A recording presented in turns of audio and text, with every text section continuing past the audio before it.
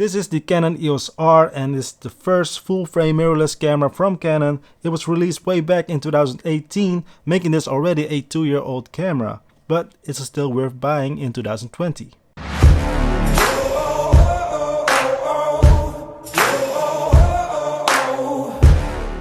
What's going on, guys? Gary Aman here, back at it again with a new video. I hope everybody's feeling safe and it's fine. Let's begin right away with this video, this little user experience review. There are so many out there. This is just my little take on it, and also is it still worth buying in 2020? I'm curious to find out. So here are the things that I really like about this camera. First of all, the image quality. Just for photos, for stills, it's really nice.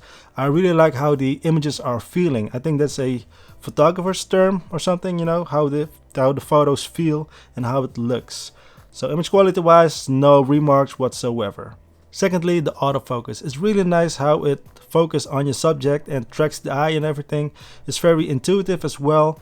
And I don't have any remarks about the autofocus. I also have the latest firmware update. So I don't know how it was in the beginning. I just know how it is right now. And it's truly amazing how it autofocuses on things. I don't have any remarks in terms of autofocus.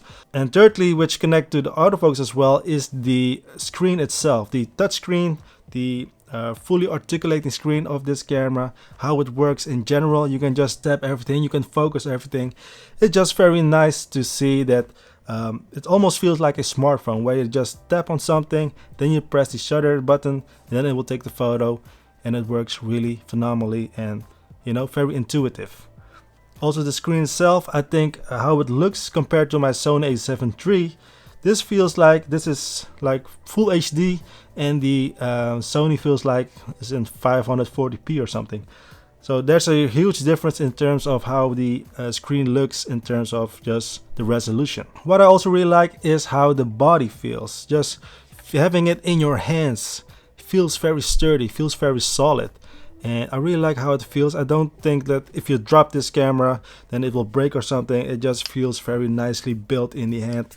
No complaints whatsoever in terms of how it feels. I think the grip is a little bit too big for my taste. I don't have the largest hands.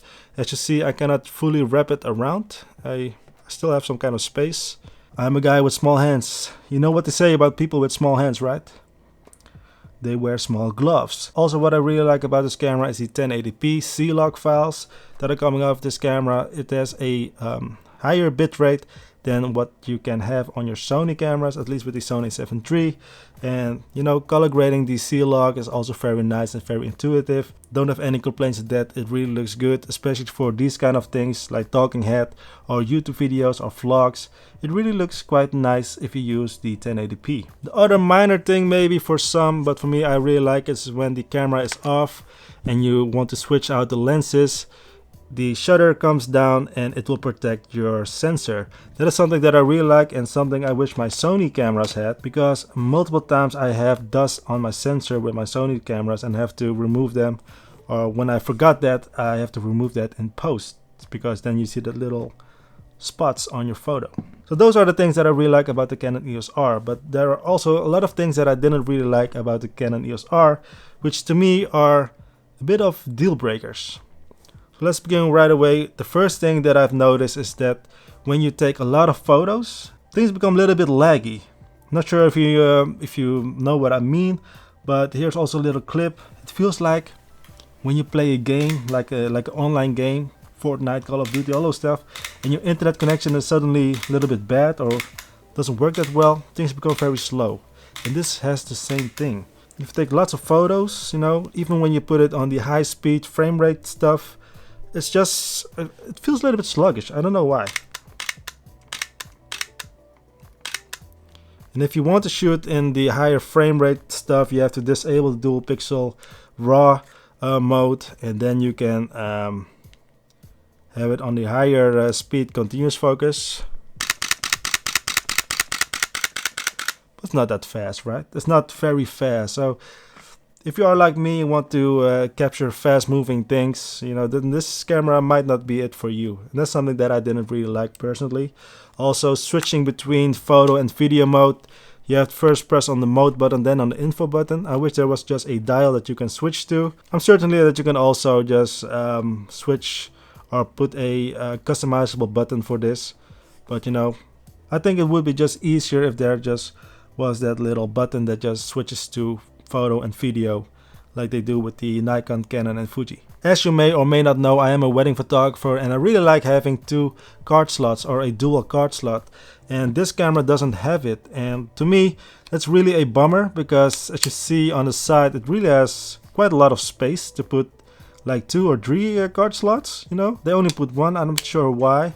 So that's a little bit of a bummer, especially when you do weddings or events and there are things that you cannot repeat, you know. So if you come back home and you see that your card is not working or your card is corrupted, you know, you will have a bad day, man. You really have a bad day. So that's something that you have to keep in mind if you want to buy this camera.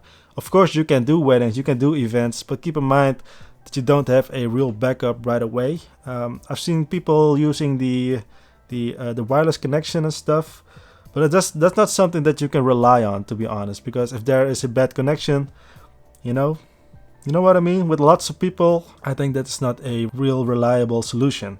So having 1 card slot is a real bummer for me, but I can imagine if you're a landscape photographer it doesn't really matter at all. There's no joystick, you can use the screen, but if you want to use your screen you have to press the little focus button first, then you can put your finger on the screen and then select the focus thingy that you want. I'm showing you what I mean. You can just press some on one thing, it will be fine, but if you want to drag it around like what you do with a joystick, then you cannot do it. Then you have to press this button first, then you can switch around or use the little pad here. So that's something that you keep in mind that I didn't really like. The thing that I didn't really like about video is the 4K.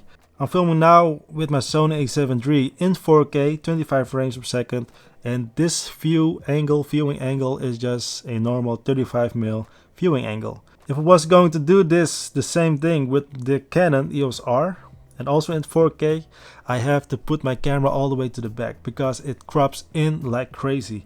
I saw a lot of people on YouTube saying that the 4K video crop is like almost too much, and I didn't believe that, to be honest. I didn't really believe that because I don't believe like the bigger YouTube channels always, and you know, I had to find it out for myself, and here's a little clip. As you see, 4K crops in like very severely.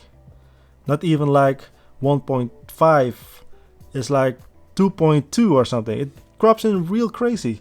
This lens right here, a 35mm f1.8, will be more something like an 85mm f2.8 or something.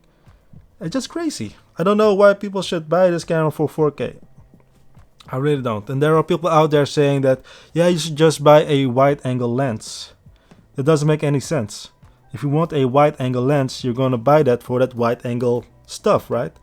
If you buy something that's 14mm, you want that 14mm, not 28, because it will transfer to 28. Those are the things that I didn't really like. Other than that, just for photography, you know, if you walk around with it, it's really a nice camera, and for that reason only, it's worth buying in 2020 because you can still make amazing pictures with it. And also pair it with the RF lenses, the huge RF lenses, by the way, and very expensive RF lenses.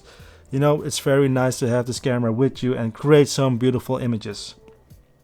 Keep in mind though that the value of this, the Canon EOS R, is a little bit weird because we got the Canon EOS RP, a camera that I reviewed last year, and I really like that. And I don't see any real difference in terms of image quality between this one, EOS R, and the EOS RP. I just don't really see a huge difference, at least to my own eye. And that one is almost like $700 cheaper. But if you want some kind of professional features, you want to have dual card slots, you want to shoot in 4K without no crop, then we got the Canon EOS R6. And that one will cost you like $700 more than the Canon EOS R.